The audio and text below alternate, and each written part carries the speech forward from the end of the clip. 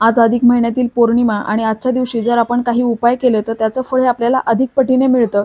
तर आजच्या दिवशी माता लक्ष्मी आणि विष्णू यांना प्रसन्न करून घेण्यासाठी आपल्या मुख्य दरवाजावर आपल्याला हळदीने स्वस्तिक काढायचे। मग त्याची आपल्याला पंचोपचारे पूजा करायची, हळद कुंकू धूप दीप दाखवायचे आणि मनोभावे नमस्कार करायचा। आता असं स्वस्तिक आपल्याला आपल्या देवाऱ्यामध्ये जिथे आपण देव ठेवतो त्या भिंतीवर किंवा आपल्या देवाऱ्यामध्ये एक स्वस्तिक काढायचे। हे कुंकवाने काढायचे। मग आपण जिथे गॅस ठेवतो त्या गॅसच्या शेगडीवर आणि एक भिंतीवर असे दोन्ही ठिकाणी आपल्याला कुंकवाने स्वस्तिक काढायचे। आता आपली जिथे तिजोरी आहे, जिथे आपण पैसे किंवा दागिने ठेवतो तिथेही एक स्वस्तिक काढायचं। या सर्व स्वस्तिकची आपल्याला पंचोपचारे पूजा करायची। बघा, स्वस्तिक हे माता लक्ष्मीला आकर्षित करतं।